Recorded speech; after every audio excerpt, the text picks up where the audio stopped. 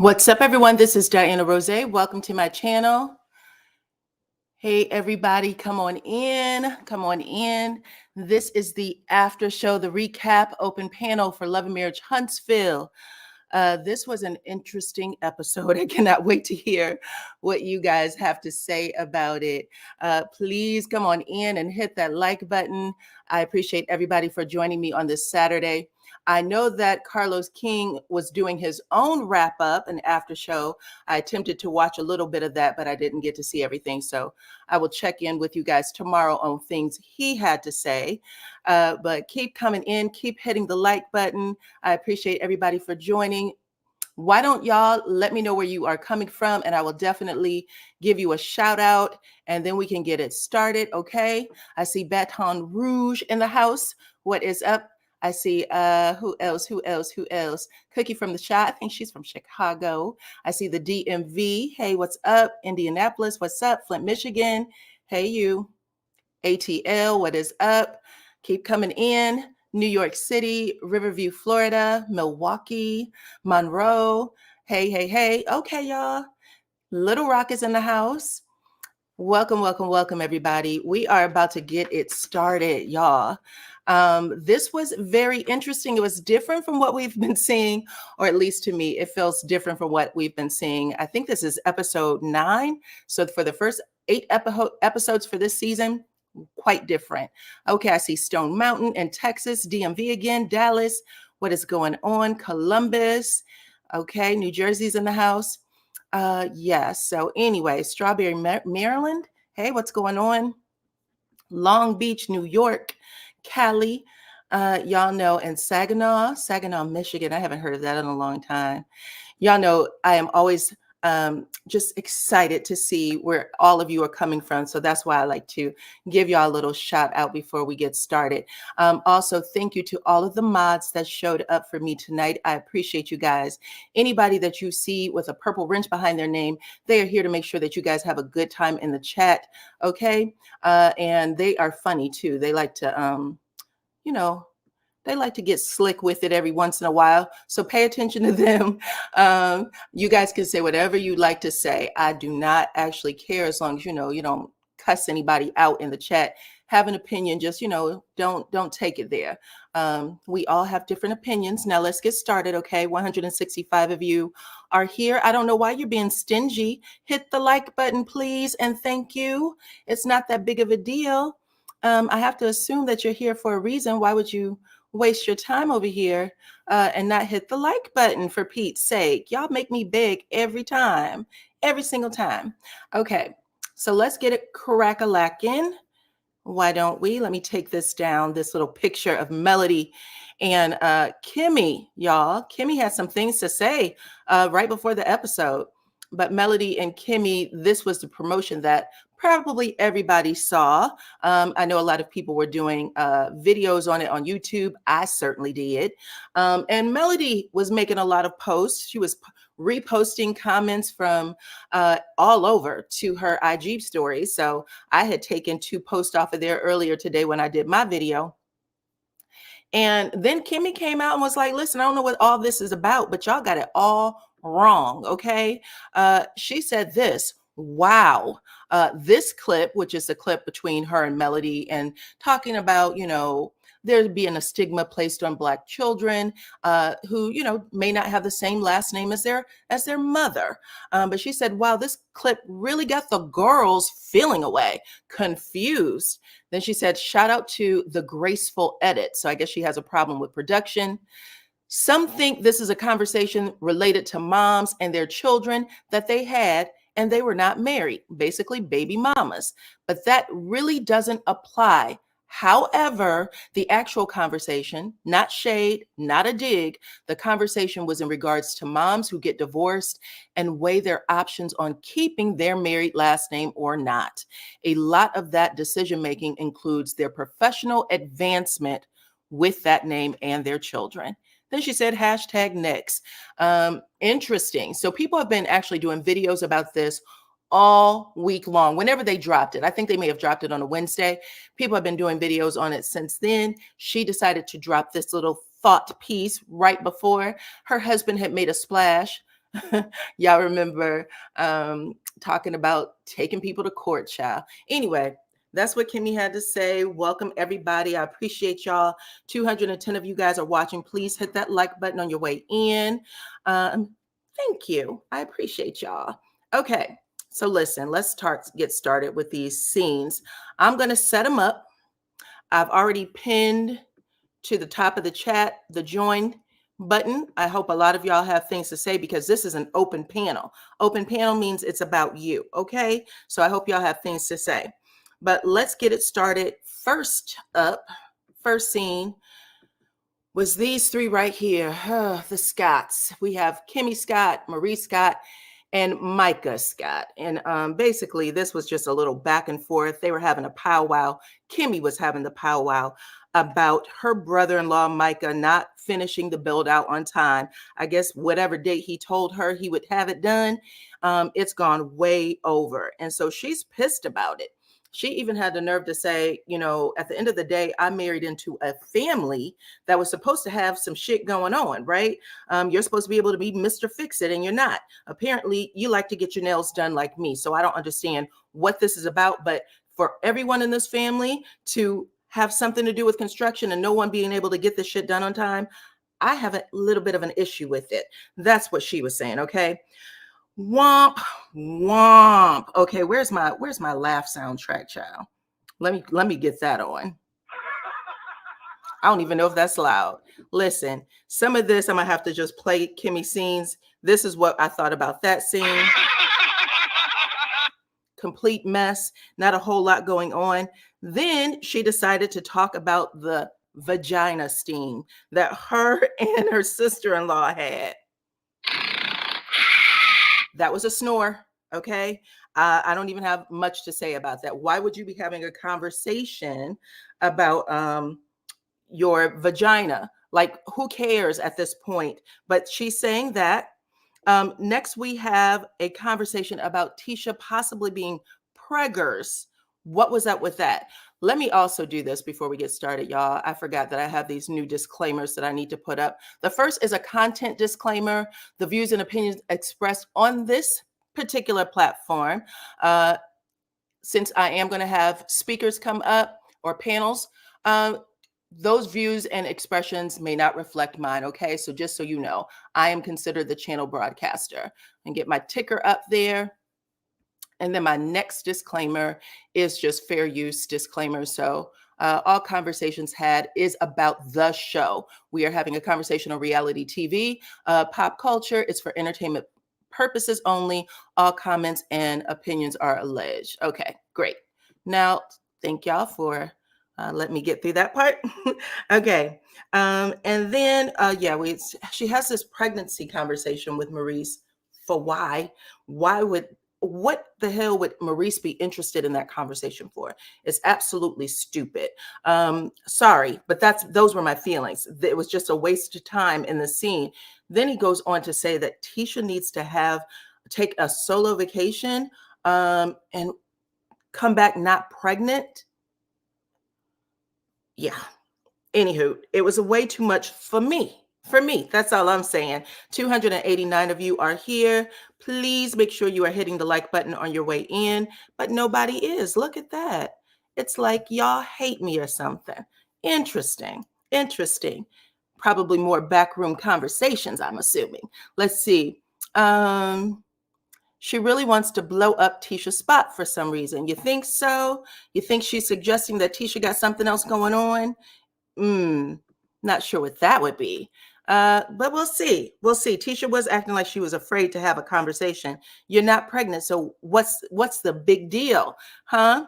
Let's see. Due to Kimmy's medical bout, she has been thrown into menopause. She needs to let the V topic go. You think so? It is a lot. It's a lot. It was a lot before we even got to her, sharing her medical condition with us, but it is interesting. Okay.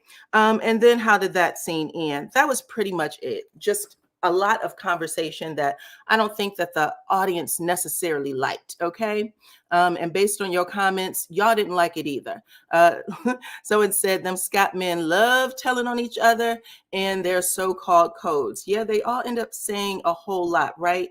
Maurice mentioned yet again that him and his brother went on down to the clinic to get snipped together. That was crazy. Who does that? Who does that? I feel like he was playing in our faces saying that because they never addressed it when Marceau went to Africa. So don't bring it up now. Yeah, it's a lot. It's a lot. So let's move on to the next scene. Now, this scene I actually thought was okay, right on up until we got to the last scene. Then I was like, this isn't making sense yet again. But Tisha and Stormy meet. And these two, this was interesting. As soon as Stormy pulled up, I don't know if y'all recognize the music, but they had a rap song on where they were saying she's a real one. So it's kind of setting up the scene, letting us know that Stormy's going to have a heart-to-heart with Tisha, which she does. And for a minute, I was like, oh, this is great. I am really liking Stormy in this scene. We saw Tisha do what Tisha does best. Every single solitary time someone comes to her with an issue, she always does not accept any responsibility. She's not accountable for nothing. She doesn't accept any responsibility for anything. It's pretty tacky. But we get Stormy in this scene who's calling her out and saying, yo, first she starts talking to her about her cousin Kiki, right? Letting her know, I hope that you guys can find a way to talk to each other, get over some of the things y'all got going on. Tisha said, there's not a chance in hell that me and Kiki are going to work this out. I know who Kiki is. I've seen her go through X, Y, and Z. In my opinion, she is still on drugs. Then Tisha actually says, I do admit I haven't seen it. Her behavior, however, is still reminiscent to me of things I've seen in the past when she was on drugs. So Stormy's listening, and then Stormy says, listen, I really hate to hear that. In confessional, she said, I don't appreciate Tisha having this conversation about her cousin. Now, I thought this was an interesting scene because Stormy really doesn't know Kiki outside of this, right? And I understand Stormy's wanting to support Kiki, but she doesn't know her outside. She doesn't know the side that Tisha's talking about. So Tisha knows her from a different light. And it seems like she would have had a little bit of a different conversation, but she's not. She's just point blank saying, I don't like Tisha and how she's treating her cousin right now. I have a problem with that. That's how she puts it. So I was listening and thinking, I wonder how this is going to play out, because at the end of the day, it's going to be hard to be Tisha's friend and Kiki's friend, knowing that these two are Splitsville and you are trying to be peacemaker between the two, right? Let me see what you guys have to say about it. Tisha said that she is done talking about Kiki. When Mel asked her, she got up and left, but now she can discuss it with Stormy. Well, that's why I said these two scenes, the scene with Tisha and Stormy in this scene, and what happens at the end with Tisha and Stormy is really interesting, right? There is a conflict here, and it's giving us fake scenes is what I'm saying. Okay. Hey, Kevin, let's see what you have to say. More like pseudo peacemaker Stormy. Okay. I appreciate that. Absolutely. What else you guys talking about? Tisha and her mom can't talk because they have mug shots. Well, child, seems like the whole entire cast. So at some point, Stormy originally gave Kiki that same energy at first too. Okay. So listen, this is what I want to talk to you guys about. I'm interested in hearing your opinions for sure. Too many Scots, love your commentary. Stormy set Tisha up. Ooh, okay. Listen, I need to know what you mean by that, child. Save it for the panel. But at the end of the day, like I was saying, it did feel like a fake scene to me. I was listening, and at the same time, I was like, well, this is a good way for Stormy to pull herself up, because we have seen her, what's the best word to say? she's been a little childish in some scenes, if I can say. She's been a little childish in some scenes, but in this particular one, she was trumping Tisha every step of the way, and I liked it. She was making the faces where she needed to make the faces, and she was like, well, what the hell? What is this about at the end of the day? They go into a conversation about their businesses, and Stormy telling her, listen, you know, you took some things from my website and I never got an apology about that. And Tisha's like, well, you ain't gonna get one. That had to do with someone I paid. Well, then maybe you should call him on the phone and ask him to apologize. Because at the end of the day, you stole something that belonged to her, and that damn website is copyrighted, Tisha. Now, she could have taken it there. Uh-oh, I see that says you can't connect to the link. Okay, I'll drop a new link. Hold on. She could have took it there and said, listen, I could have like literally slapped y'all with a lawsuit, but you're sitting up here, my friend, allegedly, and treating me like what I'm saying here doesn't hold weight. You owe me a damn apology because of what you did. You had people talking about my products. You had people my business acumen and what I do. And I don't appreciate that. I didn't need to be dragged because you stole something off of my website that you didn't even ask for. You didn't ask for it. Tisha wants everybody to believe that she didn't do it. And this is the excellent point. I hope that they talked about it on the reunion. When Tisha and Marceau talked about it, Tisha made it seem like the person who did their website also did Stormy's website. Notice that conversation didn't come up here, because if they know the same web designer, Tisha could have easily passed the buck and said, I used the same web designer as you did. I had a problem with it. I cussed his ass out. I hope you pay attention and make sure he doesn't do this to someone else. But she didn't, right? She's an a-hole. Let's talk about that. But either way, Stormy's giving her all the points and saying, girl, this is a hot mess. And in confessional, she said, I'm starting not to like Tisha. I don't even know where this is coming from. She doesn't want any accountability whatsoever. And this is frankly quite ugly considering everything that I've tried to help her with. I don't appreciate it one damn bit. Let's see. Carolyn Mentor said, Stormy is still threatened. Or excuse me, Stormy still treated Mel like ish, and for the millimeters, Stormy can kick rocks. That trick doesn't want to speak to Mel on her show. Stormy can go with the stats. Well, like I was saying, Stormy has been childish on the show, very childish. And for a lot of us that's watching the show, when we see that, I don't know if they recognize it or not, but these scenes don't go anywhere when people start pouting and acting crazy. We need y'all to talk through the scenes and let the audience know what you're doing and feeling and all that, right? But Stormy has a way of shutting down similar to the way Tisha has a way of shutting down. Let's see. Do you think that Tisha is depressed? She looks different in the face. Gwen, I'm going to say I didn't pay attention to the depression part. But yes, I am going to drop the link again in 2 seconds. Hold on. Let me do that now, since you guys are like, baby, I'm chomping at the bit to get up there. I apologize for that. So hold on. Let me get you guys a legitimate link. I'm sorry. Child, I had no idea. Okay. Hold on. Let me take this one down. Okay. Give me a second, guys. My apologies. I did not realize when I clicked it, it seemed like it was working, but I don't know what happened.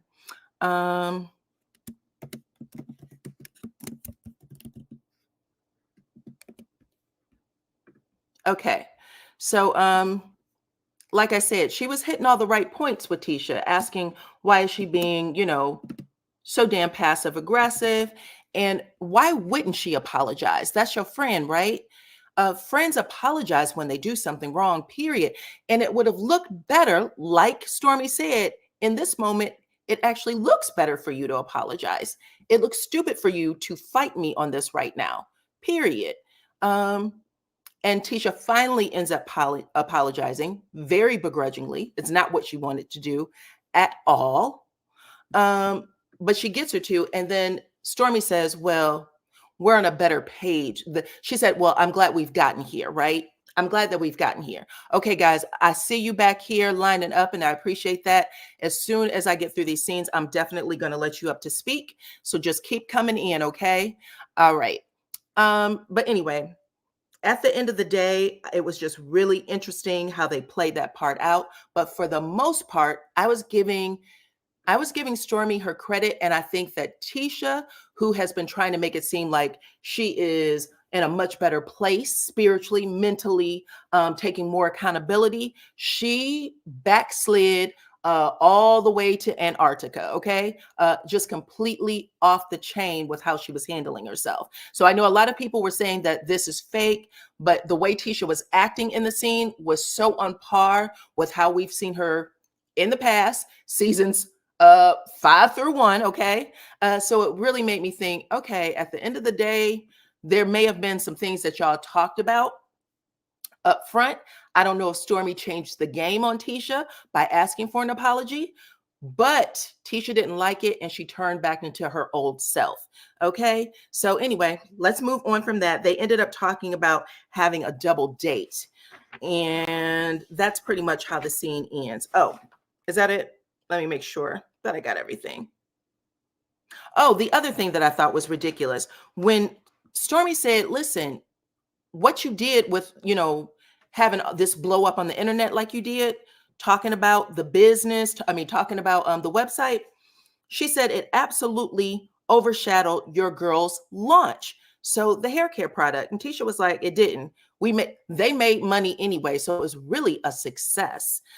All of that was so typical Tisha. I'm not sure that that part was fake. I don't know if she can fake being herself. That was actually who she is through and through. And it honestly just goes to show us that she hasn't changed not one damn bit. Okay. So in the next scene, we get Chris and Nell. All right, let me get these people up. Chris and Nell Fletcher. Now this scene, I'm going to say, was probably the best produced scene of the episode. And that is because these two came in knowing exactly what they were going to talk about and making sure that all of the points that they needed to landed. Okay. They didn't leave any stones unturned. The only person they didn't talk about here is Lexi. They made it all about Chris Jr. And we'll talk about that a little further when y'all get on the panel.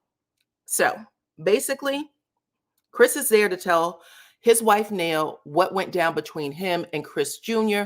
when Chris Jr. met him at the office. Y'all remember Chris Fletcher shed a tear, Chris Sr., he shed a tear when his son came in and said, listen, you guys pick on me, my siblings pick on me, mama pick on me. I don't want to talk to y'all. I don't want to come over to the house for family time. I don't want to answer phone calls because I know that y'all are going to be coming after me and I can't take it. I wake up in the middle of the night. I can't sleep. I'm taking long drives at 2 or 3 in the morning, going to the studio, yada, yada, yada. And at the end of it, he said, I think I might need some counseling, which made Chris Sr. cry, right? Chris is there and he's trying to let Nell know what was going on. And before Nell could let him finish the sentence, she was like, listen, I ain't even buying any of that shit. At the end of the day, Chris Jr. just doesn't want anybody to hold him accountable. If he had money in his pocket, he wouldn't even be singing any of that. He's giving you a sob story so that you can get off his ass, and I'm not the one. That's how I heard it, okay? She just goes on to say, end of the day, he's not happy with his choices. He had several football letters at the house for college. He didn't choose any of them. And now he is lost and don't know what to do about a career path. That is what she says. She said, and then on top of that, he got in trouble with the law. So I feel, this is what Nell is saying, I feel like he is just in a place where he doesn't want anybody to say anything to him. He doesn't want to be accountable for the bad choices that he's making. And I'm not going to let him slide or wiggle his way out of it. Chris let Nell say what she had to say and even said, listen, I agree with you on a lot of it. But what he was saying to me choked me up. And I ended up crying. He ended up saying to me that he wanted to go to counseling, and I don't necessarily think it's a bad idea. He's getting up at, 2, 3 in the morning. And that's when Nell changes her tune. She said, he's going out where, 2, 3 in the morning? She was like, well, that can't happen because that's going to set him up to get into more trouble. And that I don't want to happen. So if you're saying to me that this is what's going on, then this I believe. This I believe. And I also think that we should definitely get him some help. She said, so if this means I stop talking about him owing me money, then I will do that and make sure that we get him on the right path emotionally, mentally, spiritually. Okay. And I thought that that was an interesting conversation. Let's see what you guys got to say. Let's see. LC said that's how I heard it too, Diana. Okay, cool. I'm glad we were both on the same page. Relly said Chris Jr. was unhappy with his life. And it makes sense. Okay. Let's see. Anybody else have anything to say? No backup plan in case football didn't work out. Well, it sounds like it wasn't even that football didn't work out. It sounds like he just ignored the letters that was coming to the house for him, according to Nell, that he was very talented. She said gifted, not just talented, gifted in this. And he just ignored it. He didn't make any moves, which says a lot, child. That is a lot. Let's see. Chris and Nell are really concerned about Chris Jr. I thought so. It really, it did kind of, touch my heart a little bit. I really thought so. Anyway, it was a great scene, well produced. I loved how both parents got out all of their points. I love that Nell in this scene, in pretty much every scene we've seen her with her children or talking about her children, I feel like she is giving us real Black mama. Okay, a real Black mama. And I don't know any Black mamas who haven't had these conversations about their children or with their children. This is what I'm familiar with in the home.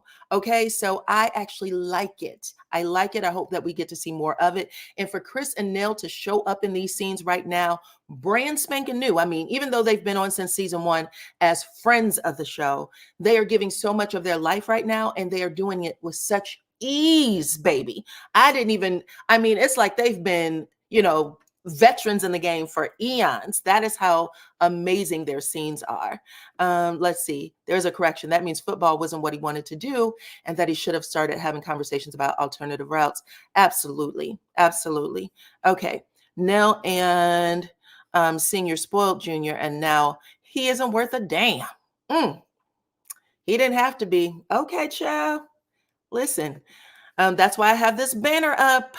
I can say this, Chris and Nell, I know they did some little TikTok Christmas thing, and it was real cute. And they had all the kids. I don't know if Lexi was there or not. There was someone who looked similar to Lexi, but I don't think it was Lexi. I think it could have been Nell's sister, actually. But anyway, I like them. I like them. And I think that they are doing an amazing job.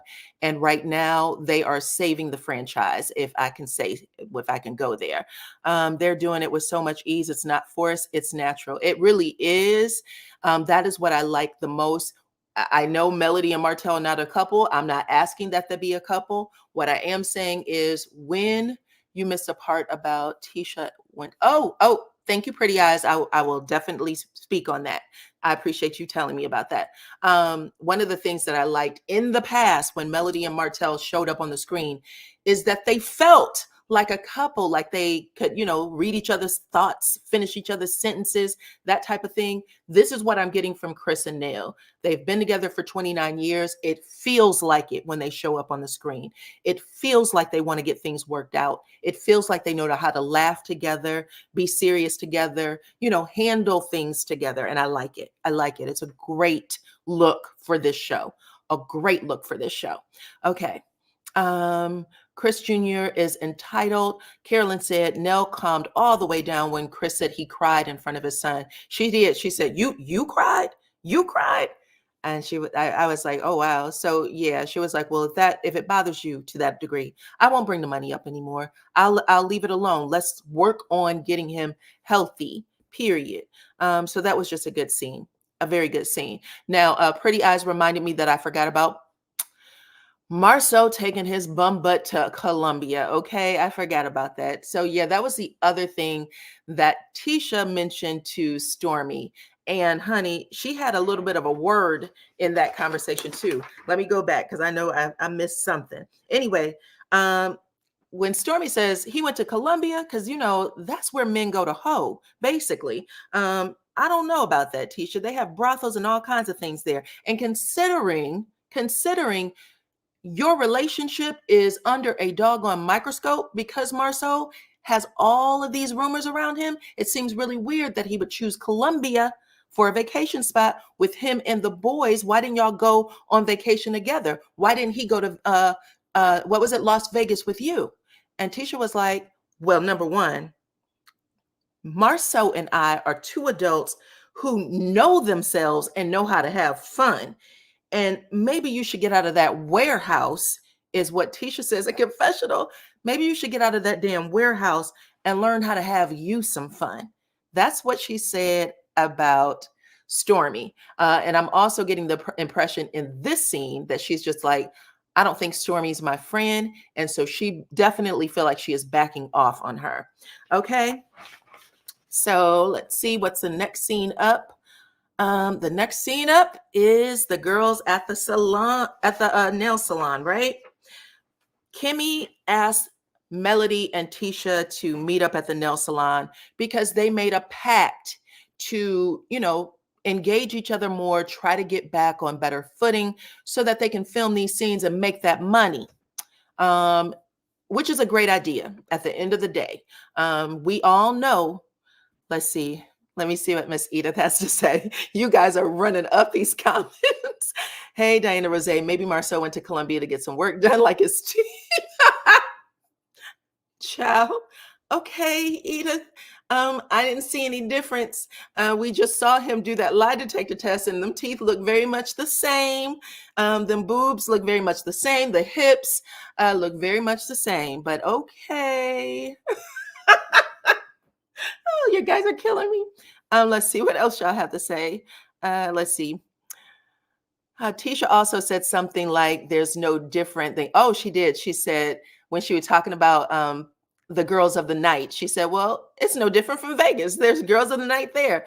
Well, child, it's legal though in Colombia. I think it's legal in Brazil too. Anyway, get yourself from out there. You know your man should be going over there. Tisha is so ugh. She's really that dumb when it comes to Marceau and what's going on. So I'm just over her. Yeah, I know a lot of people feel that way, child, but she is my man all day. Marceau is living his best life, and he's not going to have it any other way. I'm going to tell you something. This is about men, period. Men live their lives in a way that women don't. Most men, I'll say that. Maybe you can't put a blanket on all of them, but most men live their lives in a way that women do not. They understand that they don't get any younger. Women will put a lot of things on hold because that's what we're taught to do. We have children, things like that. Our families come first. We put it on hold. Men, on the other hand, will do whatever they want. And it looks like Marceau is letting us know that. In fact, all of the men on this show lets us know that, period. Okay. Let's see what else y'all got going on. Okay, let's get to the nail salon. So nail salon, Kimmy invites the girls, Melody and Tisha, to the salon. She's trying to get everybody back on track. At the end of the day, they had all made a pact to try to work on their friendship for the show, which is a good idea because it, can be a little crazy to watch them fight all the time. Now, I put out a video earlier where I said to y'all, the one thing Melody has been real consistent in saying since season 1 is that, number one, Kimmy has a way of inserting herself in business between her and Tisha. She said, me and Tisha, we can get into it. We'll have fights and back and forth. And that's always been our relationship. But I don't have an issue with Kimmy until Kimmy interjects herself into me and Tisha's business. And she said, I'm tired of Kimmy on that level, right? So I said to y'all, because I know a lot of people were like, she's not her friend. Okay. So in this scene is the first time we hear Melody say, at the end of the day, I don't consider them a friend. We are still working on this, but I don't consider them a friend. And it is evident, it is very apparent in this scene that they are all being very, what's the word I'm looking for? Everybody's being standoffish with each other except for Tisha and Kimmy. And actually, Tisha and Kimmy are being standoffish too. They said we haven't seen each other or talked to each other since the last time they filmed. So Kimmy has already been honest in saying that her relationship hasn't gotten back on track, but you can definitely feel that these three ladies are all just going their separate ways. And I'm not sure that it's ever going to get back on track. At least it does not feel that way. But they're all sitting here and they're chit-chatting, right? Kimmy asked Melody, why wasn't I invited to your name changing ceremony? Which was very interesting. Why wasn't I invited to your name changing ceremony? You know that you put all of your business on the internet. Right now, your IG page reads like your personal diary. Anything that you want to know, I want to know about you, I can just find it on the internet. And she's making a joke, but she's not really. She's still being a butthole. She's still, doing what Kimmy does, giving that slick shade. And Melody is smiling because she recognizes the shade. She's giving her that slow nod, like, bitch, I see you. Don't think you're funny. I know what you're doing. I know what this is, Kimmy. And Tisha said, I'm staying out of it. She said, Mel knows we ain't real friends. I'm only here so I don't get fined, but I'm going to stay out of it. That's how Tisha's giving it. But Kimmy decides she's going to have this real sister girl conversation where she says, listen, I fell away that I wasn't invited. I saw it. I ended up like, well, I know my invitation is coming. I kept looking at my phone and I didn't get anything. Well, we all saw Melody the day she showed those invitations also write in her on her IG page, I could not invite everyone. This is just for close family. I hope you guys understand. And if you read that on her Instagram stories, you should have said, well, that's me. Because if I'm not mistaken, season 5 reunion, it was your husband who said, Melody is not a real friend to you and you're not a real friend to Mel. Because all of your real friends, y'all go get massages together and go to the movies together and yada, yada, yada. You forgot that conversation. And I understand that y'all supposed to get things back on track, but it would help if you bring some reality to the conversation, because you can't say these things and act like the audience don't remember what happened in the reunion. I think that's the biggest part for me, is that these ladies, even though they said they were going to make a pact to move forward, we also haven't really seen them resolve anything. Okay. So in order for us to really move forward, I'm going to need y'all to take it all the way back to season 1. And I'm going to need like some real honest Melody. I want you to know that when Wanda said we used to make fun of you, talk about you, laugh about you, we honestly were. However, we have eaten our damn words, because everything that you said you were going to do, you did it. And it's actually really cool to watch. It's really cool to watch you move and do what you're doing. And Marcel actually had said that on one of the reunion stages and even on the show. And then he backtracked that mess. Season 1. Okay. Yes, there has been no resolution or atonement. Okay. Thank you, Mildred. Glad that you agree with me. Okay. So, and that's my whole point. There hasn't been any real resolution or atonement. If Carlos, if you're listening, okay. So for us watching, we can't get over it. We can't get over it.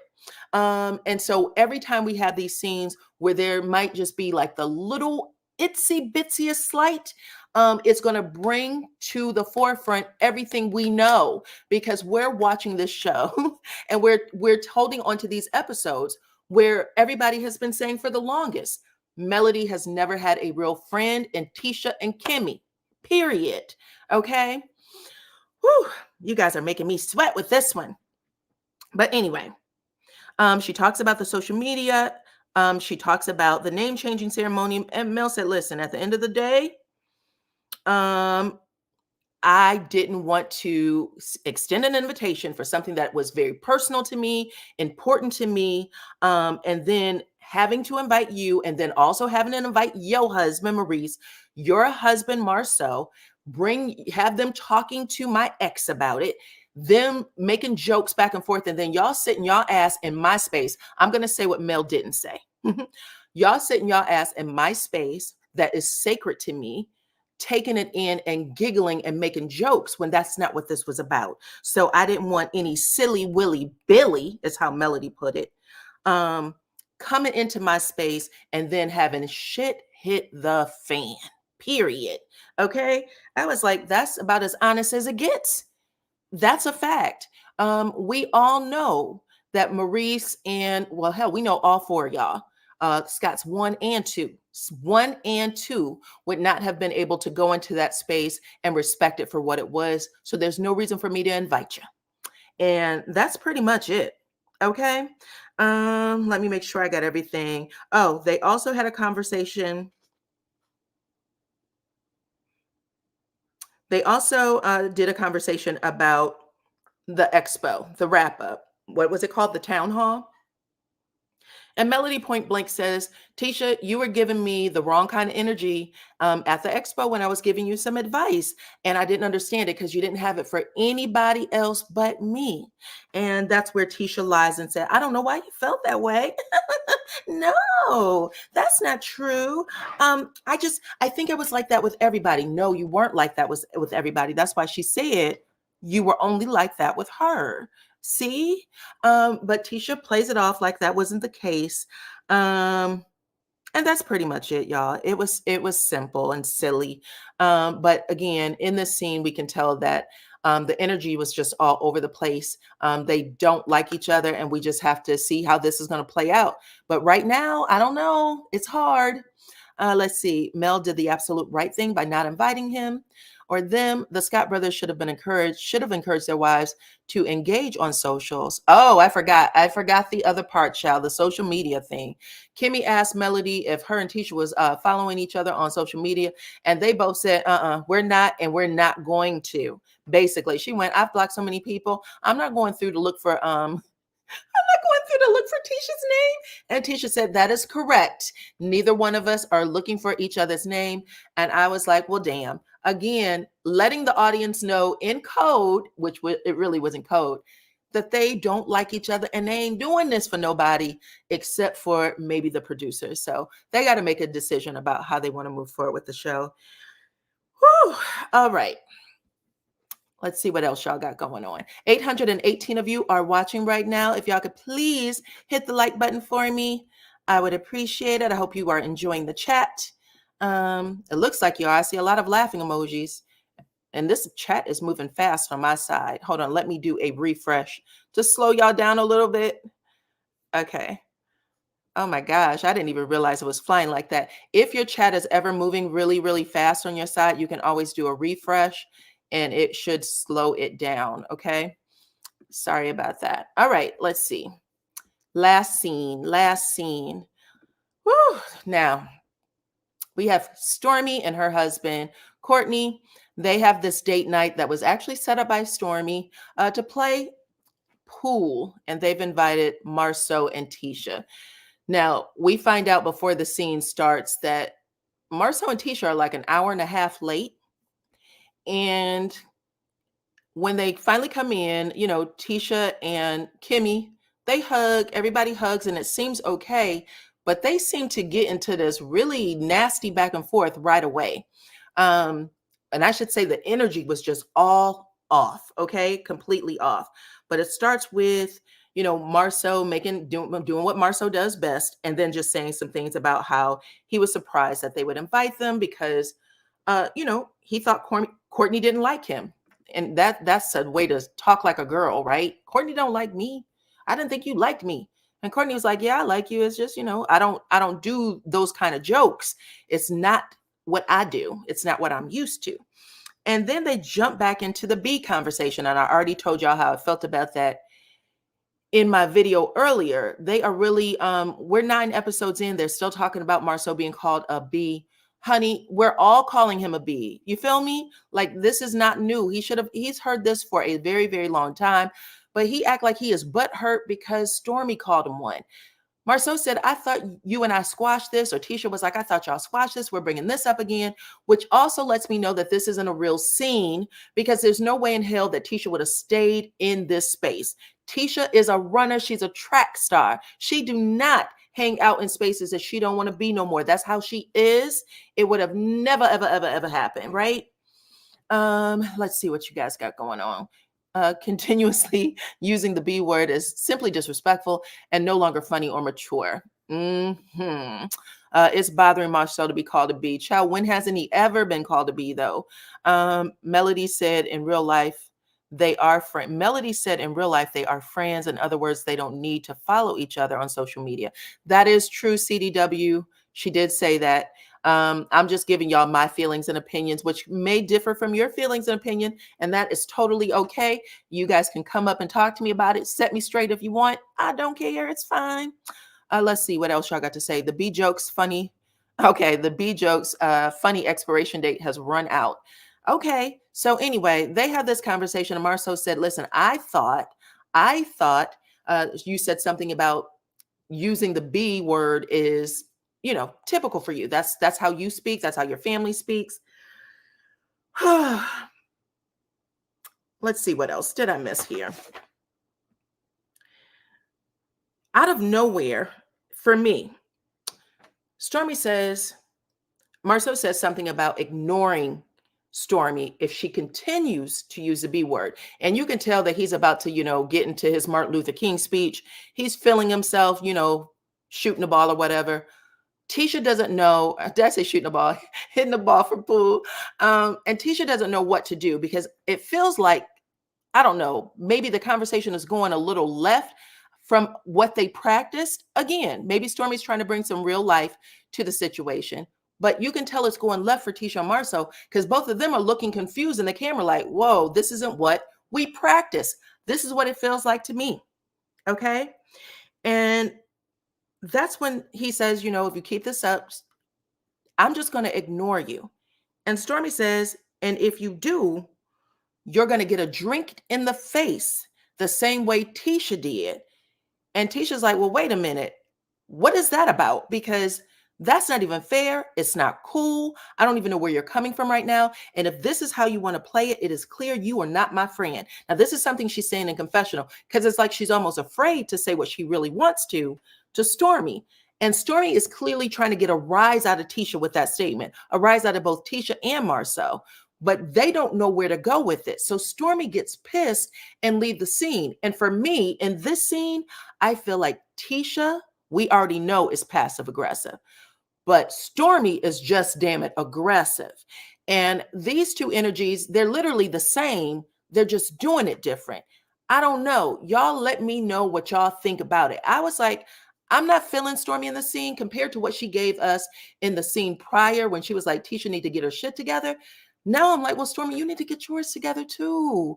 This isn't good. This isn't good for you, boo. But she walks off camera and she's like, yo, I got things to do. And I don't know if she is mad because they were late, because if she is mad because they were late, that's what she should have been talking about in the scene. I don't like when they make us guess. I don't know if it was edited wrong or what, but this felt just bad. This was a bad scene. Production did not do a good job of putting it together. Again, my opinion. But that's pretty much it, y'all. I'm going to take this down and I'm going to get y'all up here to talk to me. Let me take this down too. Okay. Woo. All right, let's see what y'all got to say. Let me bring some people up. I have Mildred. I have Ty. I have Gail Hershey. And let's see, get your name up here. DH Sobers is the name. Okay, so I'm gonna have everybody make sure that you have your mute button on, please. And we're gonna go one at a time.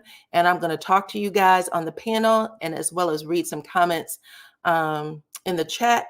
But I'll have you go first, Miss Mildred. How are you doing?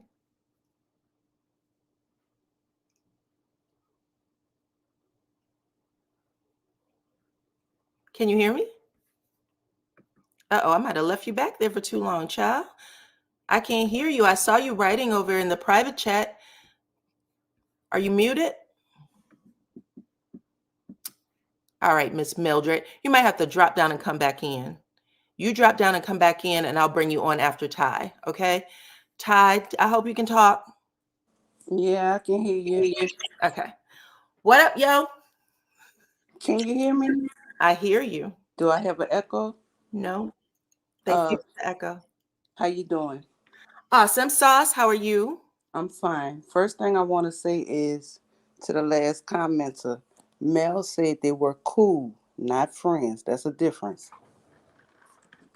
Nell said they were cool, not friends. Mel. Mel said. So I read a comment where I said Mel said they were friends.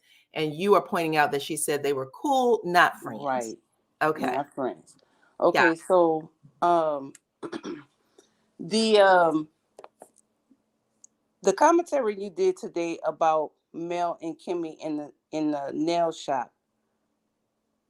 Maybe I wasn't really fully paying attention, but wasn't it different from what they showed us? It was that I don't know when I think you were here from the beginning. I read a statement that Kimmy had made on her IG. She posted a little PR statement about what the scene actually was. Okay, but wait. I was here. What I'm saying is, what on show with the baby mama conversation and everything, we didn't get that tonight on the TV, right? It didn't come out the same. No, Right. it was completely different. But yeah, So the clip that we saw, that was really the actual conversation. So I don't know what Kimmy talking about. She trying to backpedal like a crawfish, but it ain't gonna work. You know what that scene remind me of when they were sitting up in there getting Mm-mm, their nails done? mm-mm. When they was driving to Mel's house and they called her bougie. That was first season. They went to the house on That the hill, and you can tell they ain't never been there because when they went they to the was back, talking smack and everything on their way up there. they were talking smack until they got up there and saw the backyard, and they saw that she was looking over the city, and they was like, "Oh my God, Mel, this is Mm-hmm. beautiful." Yes, Mm-hmm. So that scene remind me of that. And Kimmy, I don't know why she always act like she the most intelligent in the damn room, but baby, Mel got her all the way together. I was like, gather, because I was like, uh, first of all, let me calm down because I don't want to get too hyped. Anyway, what I'm saying is, I think Mel has been paying attention to the comments and watching reviews, and just I guess it was just like, okay, maybe they seeing something I don't see, because she was, nice to Kimmy and being gracious and hosting parties and being there for her. However, Kimmy is not that person to be doing that for. She a little backstabber, and not on the slick neither. I'm gonna say this. I appreciate everything that you said. I ain't saying anything wrong. It's Melody who has been saying that her and Kimmy were straight. She's been saying that pretty much even in the reunion stage when Maurice tried to come after her and she looked down at him and she was like, "You stay the hell out of it. Me and Kimmy have a friendship. I don't deal with you." And then she started saying all the things that she does for them and Kimmy, and would that be defined as a friend? And she made them say yes, which is this is what I love. Go ahead and Okay, that was back then though. We're in a that was different that was phase right now. and I'm saying until today, this was the very first time she made the very clear, I'm not feeling y'all like that shit anymore. And y'all, meaning both of y'all, I don't want you and your husband at an event that is sacred to me. Like she Hmm. was very clear in saying that. But prior to that, she has always been saying this, right? All the way up into like Tisha was saying, you threw a party for Kimmy, Right. getting over her cancer bout and all that stuff. So we've seen them okay and on track right up until now. And even now, Melody isn't coming from a space of, I hate Kimmy. She's coming from a space of, I'm being real with where I am. Hmm. Okay. They acted real childish in that scene. Kim is very messy. She told Tisha to tell Marcel that she was pregnant. Now she know damn well that's not gonna fly over so well. That girl is miserable, and misery love company. Now let me tell you what I was saying about the Stormy scene. Stormy set Tisha up to come there and get raked over. Which one? The first one or the second one? The first one was her trying to pull information out of Tisha. Tisha wasn't having it, right? Mm-hmm. So she stopped a couple of conversations because she wasn't going nowhere. So she just said, I want to do a double date. Mm-hmm. That, get her to come to the double date and then say what she got to say and what she want to say. Mm-hmm. Do you think that scene was fake? I feel like it was a setup, like you said. I feel like Tisha and Marceau didn't know it was coming. I think that they thought that they were going to go into the scene, and they from what I'm understanding, if Destiny is correct, they set up their own scenes. They call production and say, hey, these are the people that will be filming on this day. Now, I don't know how involved that could have been an old way, because this season feels a little different from how it was filmed previously. Okay. But she said that they'll call production and say, this is what we're doing, this is what we're filming, like her little Madani thing. And that you don't have to film if you don't want to. You don't have to film with anybody if you don't want to. That's what they were saying before. If there's changes, I don't know. I do know that production does interfere with the scenes. I have a clip of that, and I wanted to play that for y'all in a different video. But they do interfere with the scenes. Carlos King has confirmed it. The fact. Go ahead. I'm sorry. Go ahead. So outside of that, it felt like Tisha and Marceau walked in an hour and some change late. I think that it probably would have felt different or been different if they would have came on time. I think Stormy felt like, you're playing in my face by showing up late. I think she said something like, I don't know who the hell you are. You're not that effing important. I think she even called him the N-word. Yeah, baby, I heard that. I heard it. Called him the N-word. You blankety blank, you ain't that important. And I think that was what she was really mad about. About them being late? About them being late. And I think the more she was wheeling it through in her mind, she just started shutting down herself. And what she's giving me is destiny. Like, for us as the audience, we need to know what you're mad about. You told us you were mad at the beginning of the scene, and I don't know if they just took it out of context for filming. Like I said, I don't know if this was an editing error, but you said you were mad at the beginning of the scene. When Tisha walks in and y'all hug, I'm under the impression you're okay. To see you flip so dramatically, it looked like it's a scene. It looks like there's something wrong. And so I don't want to guess at why you're mad. I really don't. Especially that type of angry where you're shutting down, pretending like you're on the phone, putting your stuff away, and then telling your husband, that's your husband. If you're walking out the room, he should be walking out the room too. He's telling you, he talking about, I'm going to finish this game. And she's like, you go ahead. I'm busy. No. Oh yeah, they cool. I don't real cool. I didn't like that part. Again, that was me. I'm just giving y'all my opinion. It was very much giving me destiny. I don't want to see any scenes like that with Destiny. I don't want to see any Destiny-esque scenes like that. That used to frustrate the mess out of me. Because y'all need to talk. Y'all need to talk and tell us what's going on. And that is what I meant when I said Chris and Nell had the best produced scene on the show. They said exactly what needed to be said in the scene. I'm going to tell you every damn thing about Chris Jr. Okay. I agree. This, and this. And there's not going to be a question mark about it. I don't want anybody questioning what's going on with him and why, as his mother, I'm saying these things. You're going to know. And if I can't say it to him in his face, I want him to watch the show so he can know what the hell it is. It was great. I agree. Let me say this one thing and I'm out. You can't argue with a fool. Marceau is a whole clown out here. you got to handle him like Mel handled him. You know, when they had that sit down, you can't go back and forth with Marceau because he takes that as like fuel, especially when he know he can get under your skin.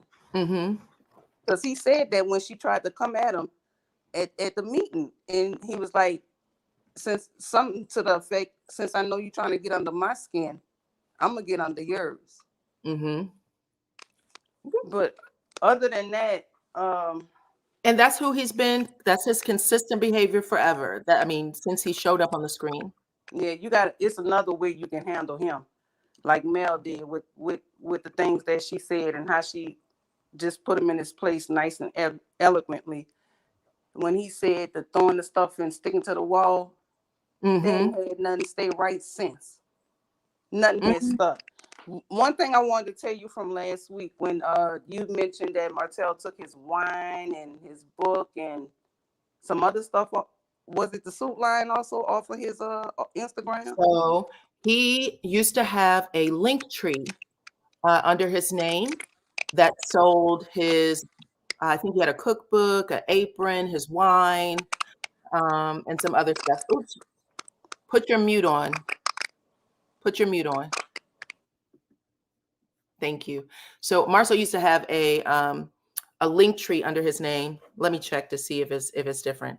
And you could buy all of his products. Because I was going to say, I ran across a video where he is supposedly, him and the side chick buying investment properties. So yes, that is something that I wanted to talk about in members only. Okay. So I will be putting up a members only link tomorrow, and we're going to chit chat about this. Okay.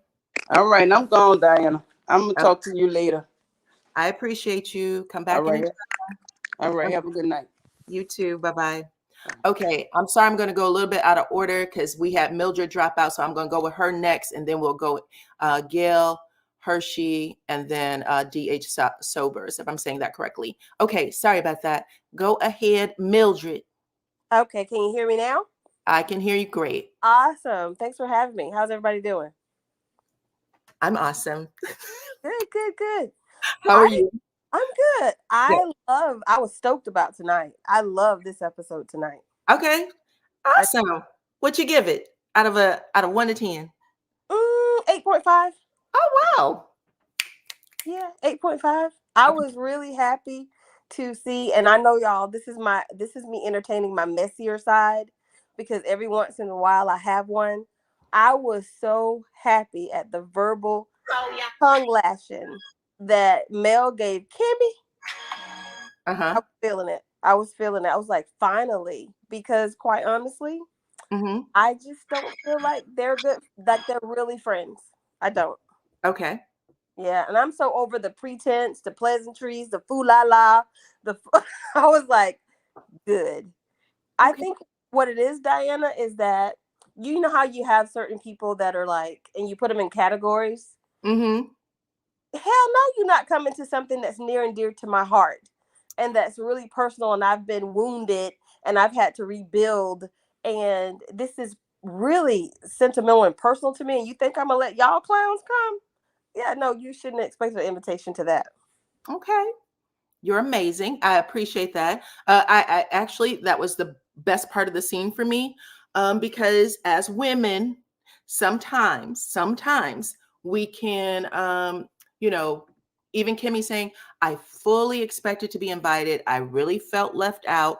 And even I fully expected, she kind of included Tisha. I thought we'd get our invitation for sure. No, you won't. Now, I want to know what's going to happen when they find out that the Fletchers are invited. I wonder if that's going to be a topic when they all go to Houston. I'd love to see it. However, and at that point, the Fletchers deserved a space at the table because they were a part of their marriage somewhat, right? Correct. And she said that you guys have still been friends to her. So the Fletchers have still been friends to her. And I think she said something like, I really believe that, I forgot how she said it. Something like Nell has always handled my heart properly or something to that. Right. They supported her. They were really people with her heart. They had sympathy and compassion and empathy. And as women, I didn't understand. It almost seemed like Kimmy and Tisha sort of relished in the demise of the marriage. Right. Always little ha-has and kikis that I thought were so inappropriate for what's going on. And I didn't like them for that reason. And they've never, ever explained it in a way where people can understand it. Because the way Tisha windmills for her damn marriage is wild. How she was so sensitive about Melody and what was going on with her. Exactly. So, I heard another person, or I think it was Red in the comments, that Kimmy's a backstabber. She's the worst type. She's the kind that smiles in your face and gives you a hug. And it's almost like she's looking for the perfect spot on your back to jig it in. So I was like, no, I'm over her. I'm over her with all of that. And I'm happy that Mel put her in her designated place. No, you this kind of friend. You're not that kind. You're not real close. True. That's true. You're right. You're right. It was a good scene for that. And I think that a lot of people gave Kimmy a lot in the beginning. And so Yeah, she was riding a wave all the way up until she wasn't riding a wave anymore. You know what I'm saying? Like all of a sudden it went boom. And she has not yeah, been able to get herself back there. she has not. And she's got everything that we like to be actually a fan favorite. She's got everything. She's Yes. accomplished, measured, she's well spoken, she's aesthetically beautiful, and she a snake. And I'm so sorry, but that's just And it. and she can read too with the right Absolutely. uniform. But and I said in my commentary earlier, if you guys missed my commentary earlier, please check it out. Okay. I think I called it, what did I call it? Desperate Sister Circle. But I said in that video that one of the things that Wanda high key made a point of doing is punching a hole in whatever type of relationship that was being built between Melody and Kimmy, because Of she course. knew that was an alliance that would have killed Tisha. It was an Absolutely. alliance that would have killed her. So she was like, they talked about you like a dog. She had no problem with saying it. Uh-huh. Both my daughter and Kimmy. And I know if if she talks about a half of what she says, anything the way she was saying about you, a half of what she was saying about you to Melody, mm, Right. it ain't gonna work. And I was like, well, damn, that is just, it was mind blowing. That was real TV. I'm telling you, that was real TV. Even though it was dirty as hell, it was real It TV. will. And you know what, Diana? We really respond to real. That's why everybody is just so keyed up on the Fletchers. They're so authentic. I see myself in Nell. I Yeah, see myself in Nell. I've got grown children, and sometimes I'm like, "You grown? Show me. Show fact. some accountability. Stop digging in my pockets. Stop I'm thinking. telling Stop you, treating your parents like we're deities. We are not. We are human, and sometimes we get tired. So sometimes you get tired. I mean, bless my mama's soul. She never had those conversations with me. She we're never good. had that conversation with me or my sister. But we have a large family, and those things happen. Those conversations happen out loud in front of everybody. It Absolutely. was a way to shame you and get your ass back on track. And it was what it was.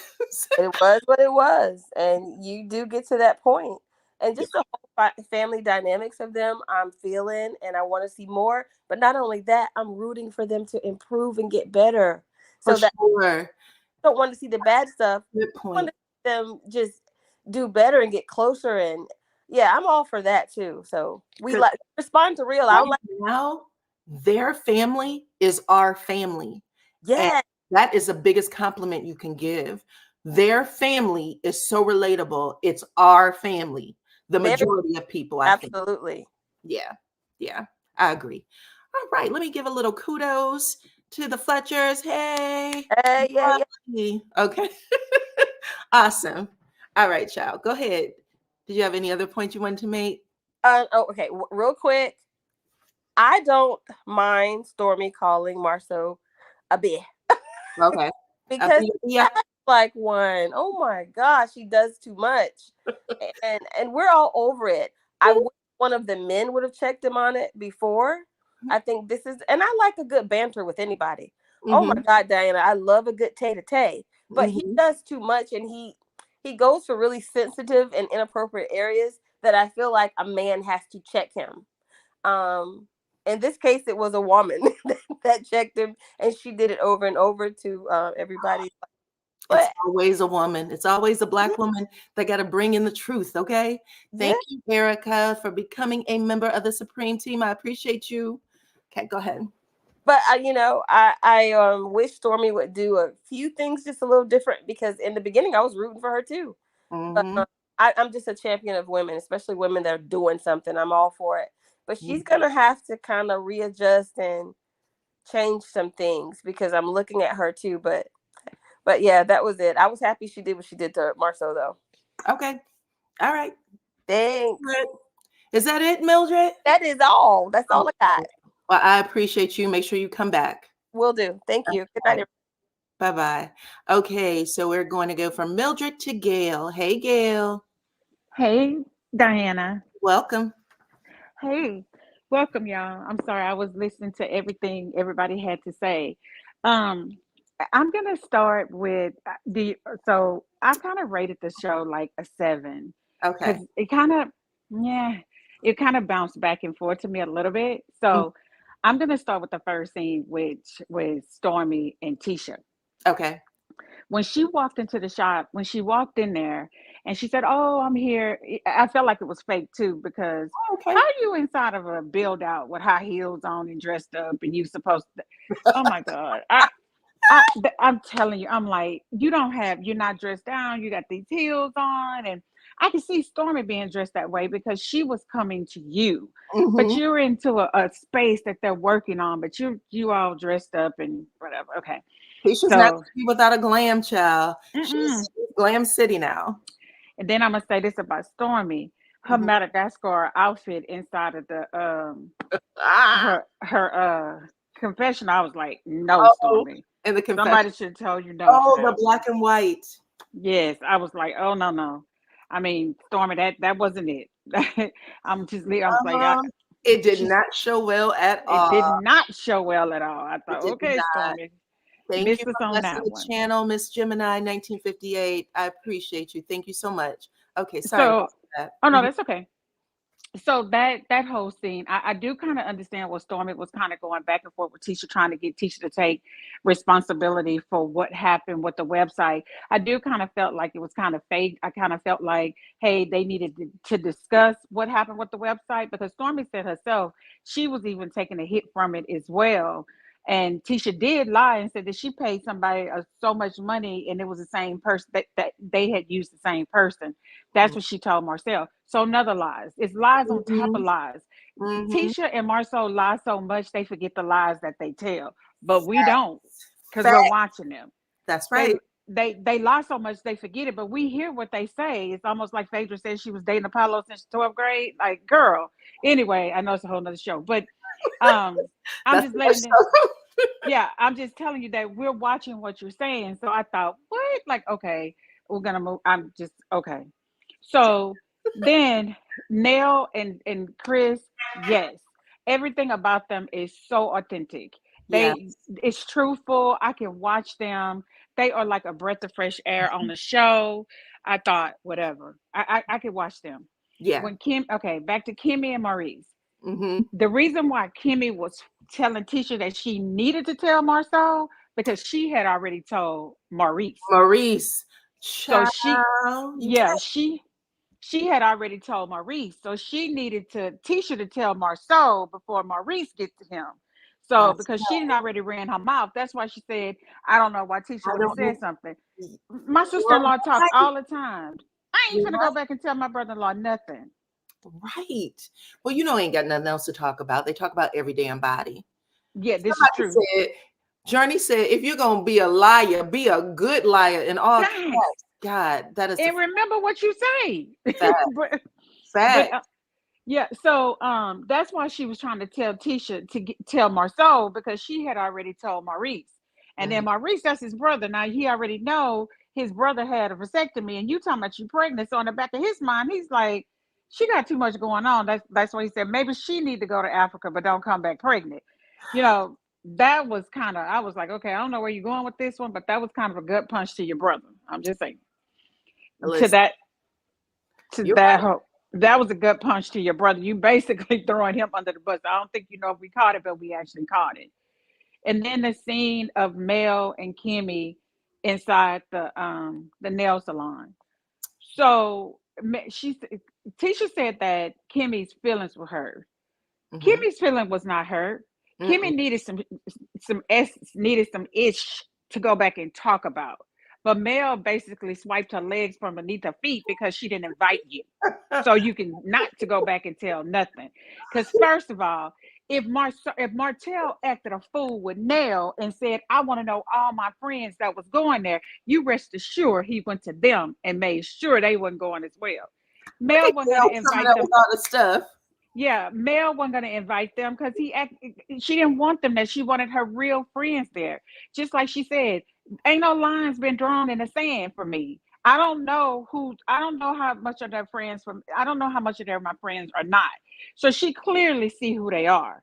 At Mhm. first, she was trying to get along with everybody, but Mel eyes are wide open. They're widely open. She Mhm. knows they're not her friends.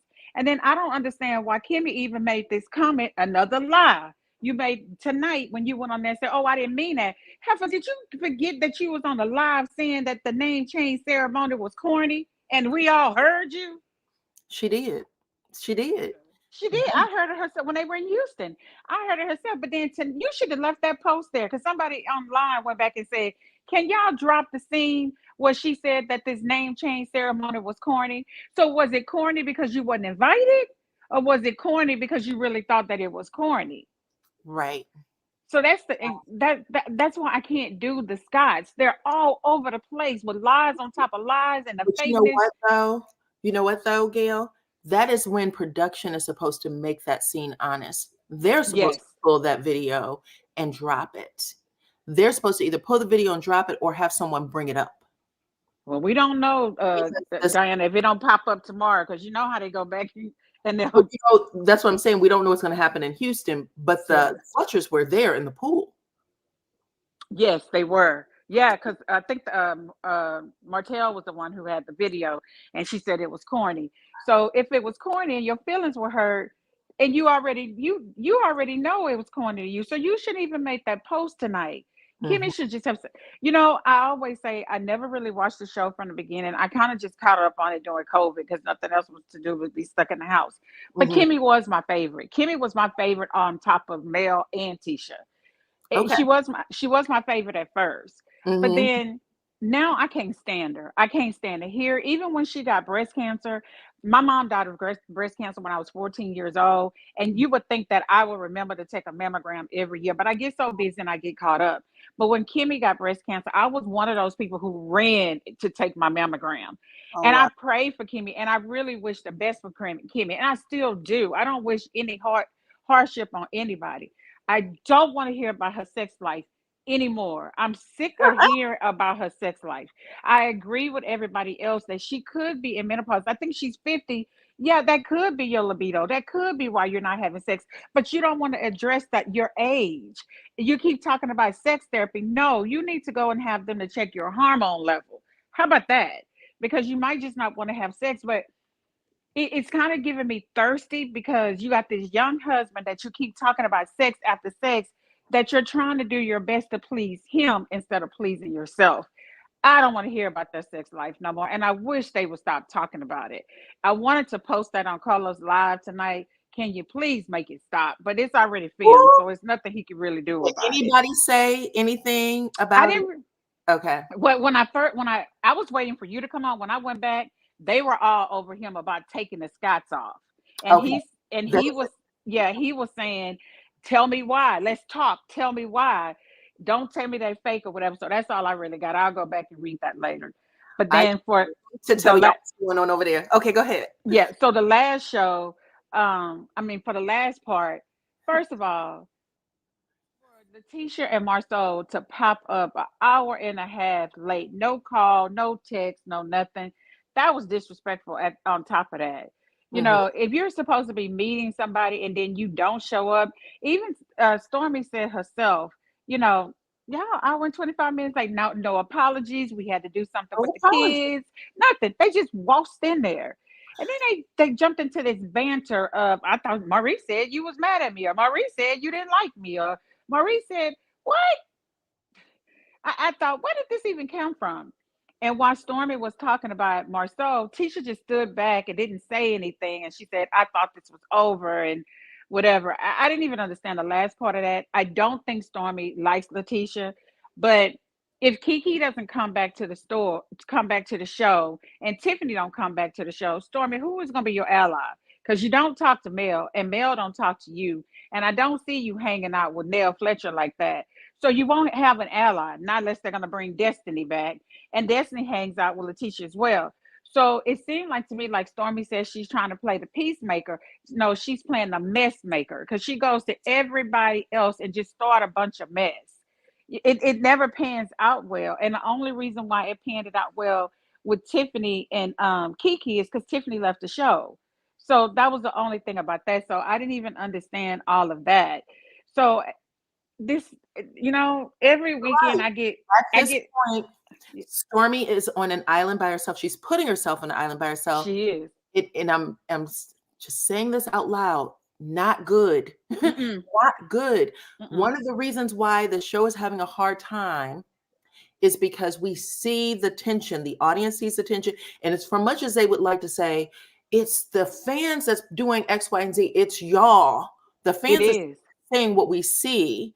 Okay. And that's it. It's easily remedied if you just, do what's right. And the most of the time, you are doing what's wrong to either poke back at the fans or you're doing what you truly want to do because that's how you feel. And if that's how you feel, stand in it. It's not a problem. Stand Yes. in it.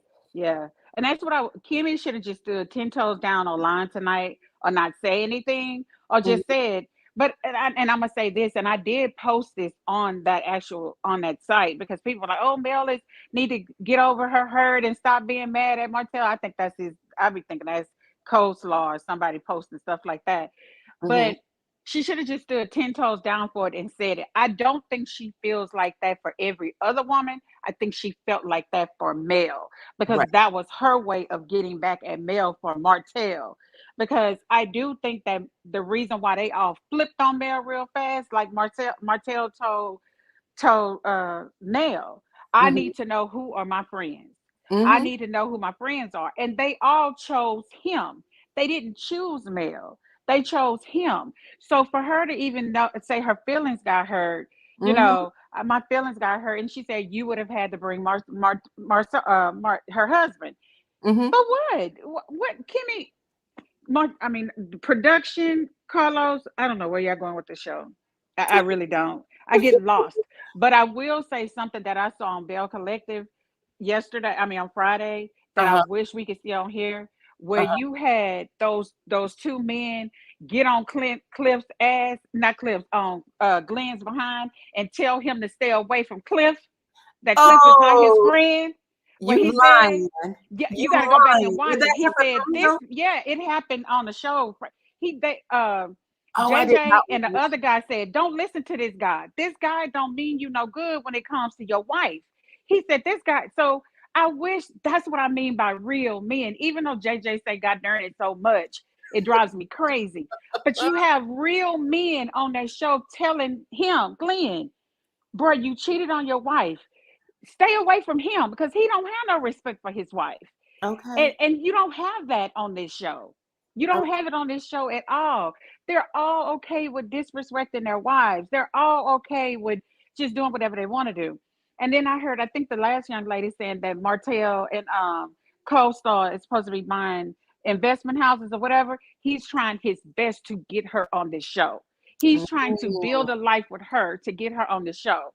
That's okay. what he's trying to do to get her on the show. We're gonna talk about Still, it, and we're gonna talk about it in members only. oh, I okay, well, want to that's be careful about okay. that. Well, It's that's not. all I had to say. They Okay. drive me crazy. I'd be like, oh my God, this show. But anyway, that's all I had to say, y'all. I know I said too much, but that's all I had to say. You're amazing, Gail. Thank you. Come back.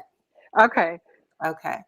My next up is Hershey, and then we're gonna have Bree Reese close out. Hershey DH Sobers, and then Bree Reese. Hi, Hi, can you hear me? I hear you. Okay, no echo or nothing like that. Nope. Okay, well, it's been a little minute since I've been up here. I always enjoy the panel. Um, this episode, I would give it like an Okay. 8.5. It was, and I'm gonna tell you why I would even give it 8.5 because the class read that Mel gave to Kimmy, it deserved that 8.5. Okay. But I would start at the beginning a little bit. I'm gonna try to go by fast, but when it came down to Stormy and Tisha, Hold on I one second. think, huh? Okay, I just put you on mute, but there is an echo. I didn't hear it at first, but it sounds like you have me playing in the background because I can hear my voice echoing on your feed. So I don't know if you have something on, if you need to turn it down. And then it sounds like you might have a fire detector, a fire something, alarm that's beeping.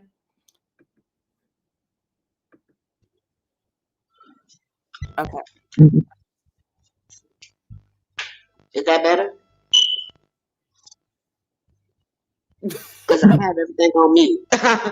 Everything on mute. Is that better? Um, hold on one second. Okay. I just put you on mute again. I'm gonna let you just say what you have to say. I'm gonna give you like 3 minutes, and then I'm gonna have to because my voice is echoing on your side. It is echoing on your side, but I'm gonna let you finish what you had to say. Okay. You can go. You can go. Okay. When it comes to, I believe it was a setup in a way when it comes to Tisha and Stormy, but not the way everybody is looking at it. I believe this is all happens when a strange bedfellow. You get into bed with somebody to come against one person, and it backfires on you. See, you came in as Mel's friend, and you did it in a sneaky way, Stormy. Still, you did it in a very, very sneaky way. You knew that woman's husband's mistress. You knew that y'all was cool and friendly. You knew all these things. Your mama, your crazy behind mama, and you been sitting there talking about that woman like a dog.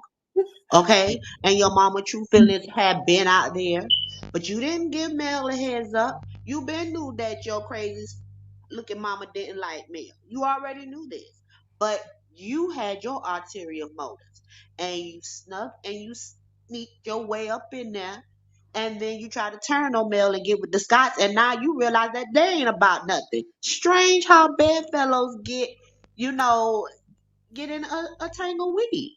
You Fact. know, it's crazy because snakes eat themselves. You know, people don't believe that, but snakes eat themselves. And that's exactly what we seeing right before our eyes. We seeing that.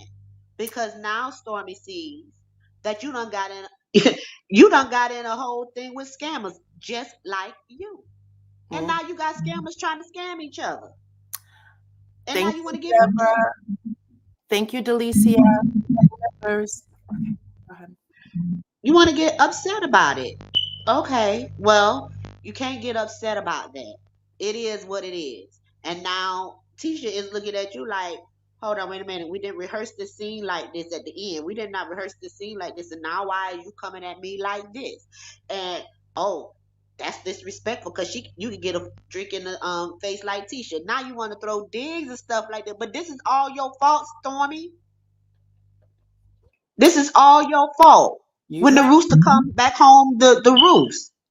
This is you. This is what you wanted to be with them to go against Mel, and now you looking like Bubble the fool. Not Bubbles. Oh my gosh. And it is what it is. Your husband is sitting there like, why are you so upset? Cause you got played. You got played. You done set up there and done gave Tisha your product and stuff like that. She's selling it off like she been working on it for 5 to 6 years. This is what they do. And Mel tried to tell you, but no, that's where you want to go. So now you out there on the island by yourself. Because like you said, Tiffany is leaving. And if Kiki goes, who do you have? Who? Cause one thing about Nell, once you bite her, she don't trust you no more. And she definitely don't trust you with your crazy behind mama. Cause Facts. then your mama say on the Facebook groups that the Scots will get money. Now you realize the Scots ain't getting nothing but booby prizes Child, and did you not just craziness. speak a word? You just spoke a word. The Scots were So real millionaires. It turns out the Scots is thieving your damn website and thank won't even you. apologize for it. It won't even. That's and you know what my mama always say. One thing, the thing about a dog is gonna be a dog. But once you bust a dog is gonna tuck his tail behind his tail and run. They're gonna go. They're gonna run. But a snake will look at you and say, "You know I was a snake when you messed with me." Okay. A snake is bold.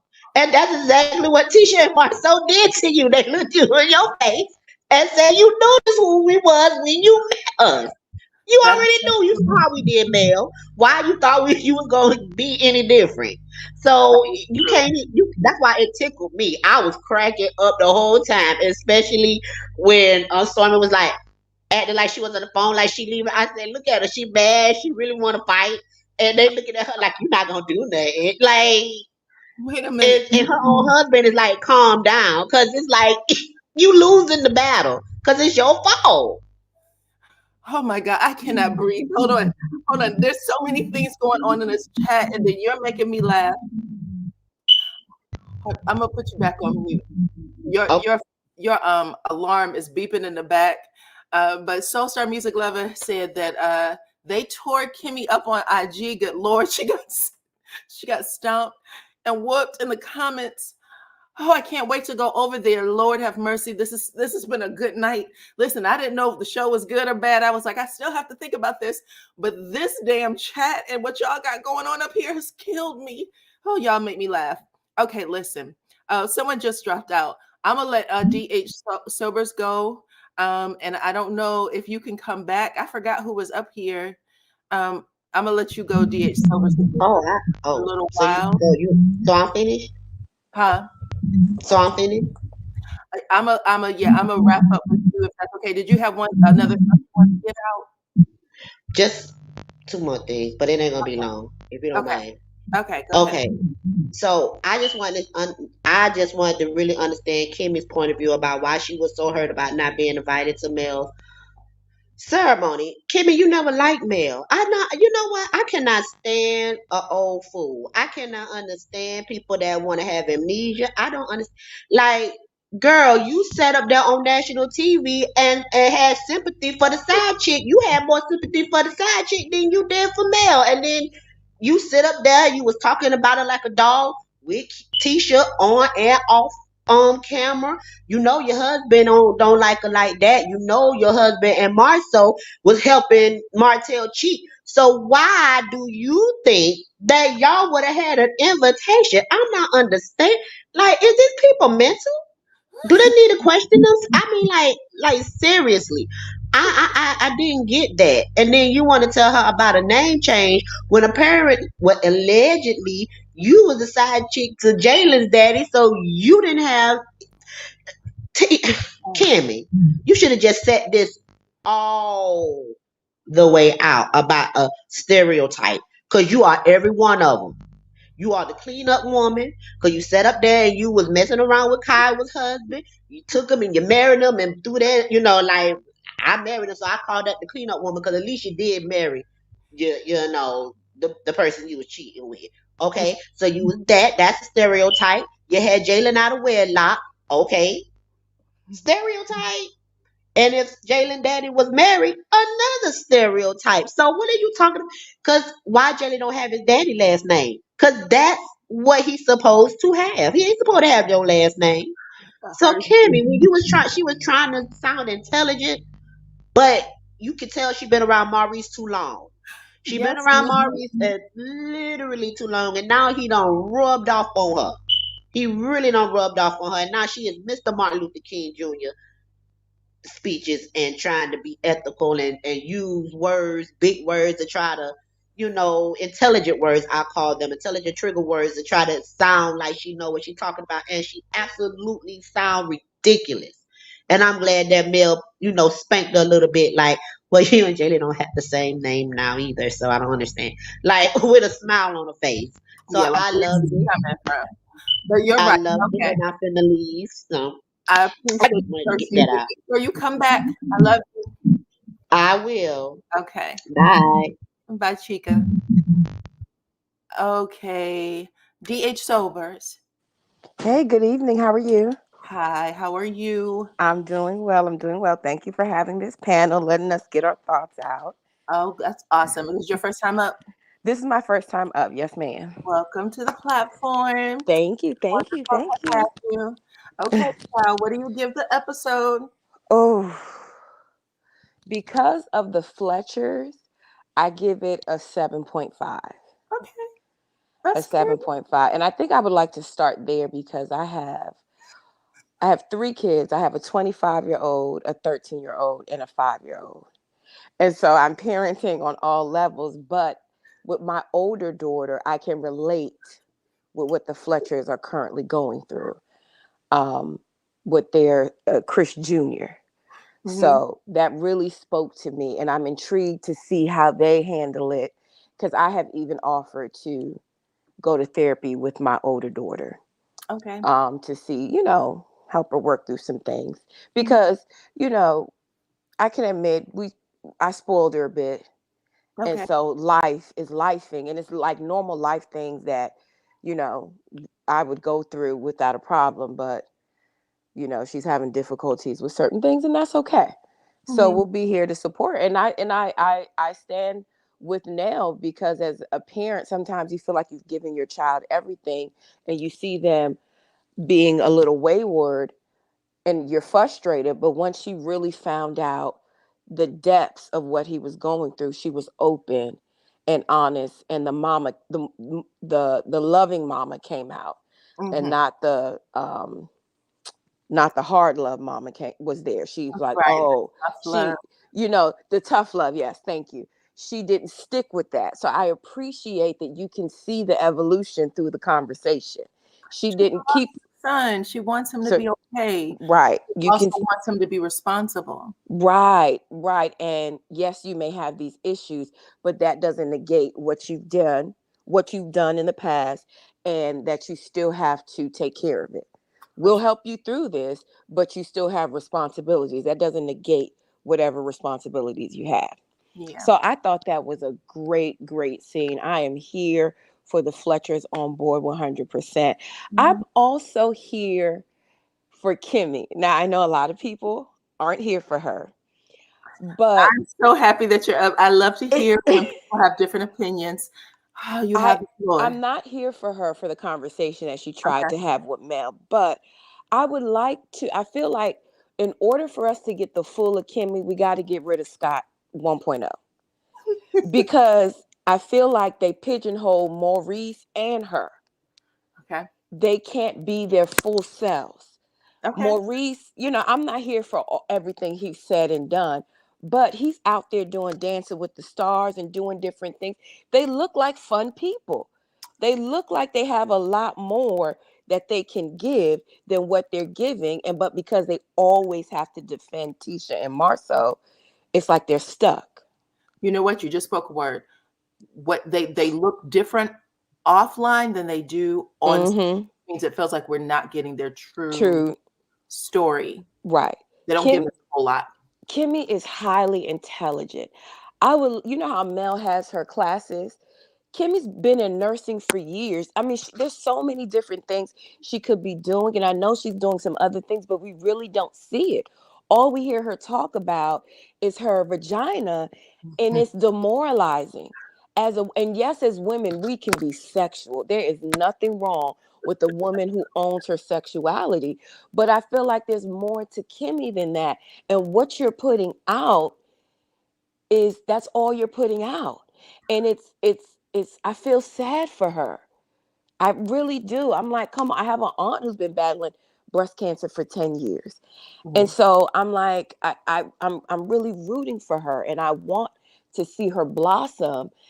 And I want to see her expand, and she could be that good girlfriend that Mel needs. But as long as Tisha and Marceau are on the show, she would never be that. It just can't happen, you know. So that's my take on Kimmy. I'm rooting for her. I'm not going up for tonight and how she went on with Mel. That was silly. I don't even know what that was about, especially knowing that how you felt about it. It was extremely, she tried to pose it, but it was really more male identified. Like, you're really hurting Martell. You're really, really hurting Editing. She blamed it on editing. I don't Yeah. know exactly what. I'm hoping what happens is what is it? Own YouTube Mm-hmm. drop the Okay. unedited version The or unedited scene. full Yes. full scene tomorrow. So I'm looking forward to that full scene. It better be different. Right. Okay. Right. 'Cause right now it's not. And then the first scene with Tisha and Stormy is a prime example as why Scott 1.0 need to go. Because Okay. she wants to be wrong and strong. Oh my God. She wants to stand in her wrongness. And as blatant as it is, she Y'all is don't know anybody who acts like that. I used to have a friend like that. No apology, wrong and strong all the damn time, and then expect everybody to take up for them. right. to be in their corner, be on their side, can tell you any sob story and expect you to drop everything for them, but cannot be accountable for their own bullshit. Right. She's claiming this web designer. She's a liar. Web Mhm. designers got the information from you. A web designer doesn't just pull the information from Canvas. How does a web designer even know about Canvas Beauty brand? Can't, like, no shade. I have Canvas Beauty products. I love the hair oil and the conditioner. I Mhm. really like those two products, but it's not a household name. So Mhm. he wouldn't, whoever it was, male or female, wouldn't know to go to Canvas's website and pull anything. They would go to L'Oreal, or they would even maybe Shea Moisture, because those are other well-known. And let me tell you, if it was L'Oreal or Shea Moisture, they would have got hit with a damn lawsuit. Right. Let me tell you something. The fact that she told Marcel, I think we've got the same web designer, Mm-hmm. didn't repeat that lying mess in the scene with Stormy, tells us all we need to know. Right. And Stormy has said herself she did her own website. Mhm. Now, maybe since she's blown up, she's may have gotten some help Stormy with has it. an amazing website. She has an amazing Guys have website. not seen it, go look at it. She has a, It's interactive. It's beautiful. and she's always said she still does it herself. That's what I've heard Then, Stormy after you say look that. at Stormy's website, go look at Tisha's Tisha's website. website. Right. The And website Tisha has is the one, it's not even a do-it-yourself website. It's the free one you get off of Google. I'm not even lying. So I know some people felt like Stormy set Tisha up, but I didn't see a setup. I just saw her trying to hold her accountable. Yeah. It wasn't a setup. It was like, girl, what you out here doing? Last scene, last week she crying, it's just too hard. I think I'm just gonna go back home. And then this week everything is good. We're all good. Child, that wasn't my fault. That was the design. Like, she's flipping the script and it's not making sense. They're fake, they're phony, and they no longer deserve to be on our TV. Yes, they did the expo, but even that, with the expo, they still scammed the people, because at first it was supposed to be free, and then when they saw they were getting a lot of business, they decided to charge. Who does that? There you go. Who does? So Carlos King wanted reasons why. These are the reasons why they don't deserve to be on our TV anymore. So We've you given. know they gotta make somebody the villain once they get them off. So who would be the villain then? That's fine. Always have a villain in every reality. Right. show. But everybody can be a villain. Everybody So doesn't who have wants to be the villain. I feel Who's like, gonna take the place? listen, Melanie could be the villain. Melody could be the villain. Stormy can be the villain. Kimmy can be the villain. I think every episode, everybody don't have to be sweet and nice all the time. It's okay. I would love to see Melody, Stormy, and Kimmy come together and do like panels, or because they all have a wealth of knowledge. And I feel like Melody can work with people and not necessarily like them or embrace them. She can see an opportunity and be like, hey, let's go. Let's do it. We don't have to go and have brunch after this. We don't have to go and have massages after this, but we can make it work. Let's do this. And Stormy is really busy with her new, what is it, the donut stuff? She's the body glaze. Right, the body glaze. So she don't have time to sit and chit chat and do all that. The same thing with Melody. So let's come together. Let's really make it something meaningful. That's what the show was lacking. It doesn't have anything meaningful. It doesn't have anything for you to hold on to, in my personal opinion, outside of the Fletchers. Okay. Outside, and even with that, listen, I'm a millimeter. I have 7th Avenue. I just put the toner on. I did the body oil. Love it. Getting ready for bed. Love all of it. But I would like to see Melody open up a bit more. And I feel like with Tisha and Marceau there, she can't open up, because Marceau, for whatever reason, would just constantly digs at the girl. And I don't feel like she feels comfortable with opening up and being herself around that. When it comes to the last scene with Stormy and Marceau, not a fan of Scott 1.0, but Stormy was out of line. Okay. The Scotts were out of line for showing up an hour and a half late. That's another reason why they need to go. They don't respect anybody's time. They're constantly doing that. They're constantly messing up the flow. And I understand why Stormy may have had an attitude. Okay. I don't disagree with that. However, I feel like Stormy gets aggressive, and then when she gets the same energy back, she either cries or she runs away. And I feel That's like true. you can't be that, you can't have a bark, but when you get barked back, you want to whimper. You want to coil back and be like, how and get her husband to come and rescue her. Yep. Like, what are you doing? It doesn't equate. It's off balance. It's very her mother. Mm-hmm. It's very her mother, and you can understand why she is the way she is when you see her mother. I can talk to anybody any kind of way.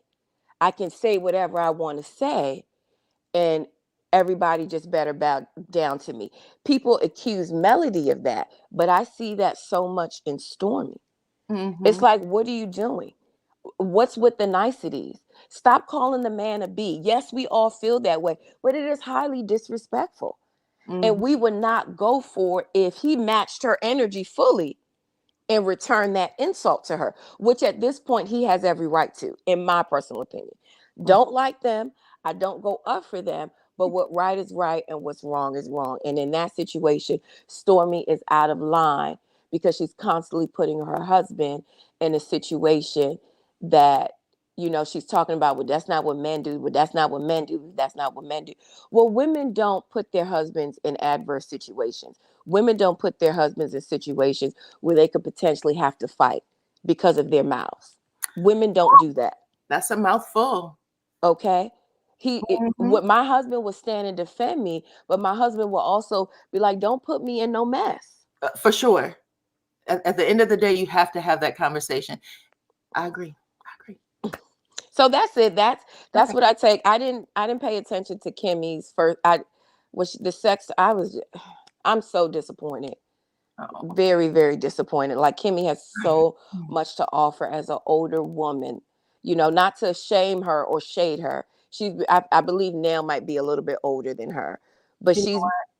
I have to say that I can't wait to see what Carlos King had to say about this episode. Mhm. I'm racing over there when I hang up, when I get up with you guys, because he's so straightforward about every other show. Right. I really like to hear what he has to say about this one. And since people were kind of saying to him, get this person, get this, because I did hear that first person, he said he read off a comment and they told him to get a person off the show. I was like, oh, it's already starting. But I had to come on live. I had to come on live with y'all. So either way, it sounds like a great time. I want to thank I Want Candy. Is that the name? Hold on one second. I Want Candy, and thank you, Denise. I appreciate you guys for blessing the channel. Thank y'all so much. But you had amazing points. I am very happy that you and did Kendra just become a member? Thank you, Kendra, for becoming a member. Listen, thank you to everybody for supporting the channel. And thank you to everyone who came up on the panel. You guys have no idea. I had so much fun tonight. It was like I was at the club. It was an amazing time. You guys made me laugh so hard. I appreciate everybody who came up. Thank you so much, DH. I hope that you come back. You have wonderful opinions. I like to make sure everybody, even if it's not the same, listen, she's still a millimeter. Trying to take her out the millimeter bag. Still a millimeter. And thank you to everyone who came up and taught, especially you. I appreciate all the newbies. Okay. All right. Have a good night. Week. Okay. Bye-bye. And then thank you also to everyone who joined the chat tonight, y'all. I think we had like close to 1,000 people in here at one point on this time on this channel. So look, I can barely even speak. My brain is all over the place because y'all was cracking me up. I was laughing hard. I'm going to go back and rewatch this because it was funny. Thank you to all of the new members and to everyone who blessed the channel. I appreciate you guys. I am going to have a members only, and I'm going to be on it. I got some information, and I also want to hear you guys' opinions on some things. But yeah, we're going to get that done. If not tomorrow, on Monday. I still have the the sister review. Me and my sister do a review as well. So you guys will get our opinion on that after we rewatch it for a second time. And what else? Thank you to all of my moderators who came over to help me out tonight. You guys are so appreciated. You have no idea. When we have this many people in the chat to have people over here who wants to make sure that this channel is successful and do well, it really means a lot to me. So thank y'all so much. And what else? What else? What else? That's pretty much it. Thank you to everyone who joined the chat, whether you were actually inside and talking or not. And thank you to all of the new subscribers as well. I appreciate every single one of y'all. And I think that's it. Hit that like button on your way out. Subscribe to the channel, of course, your notification bell. Share the video, and I will see y'all on the next one. Bye-bye.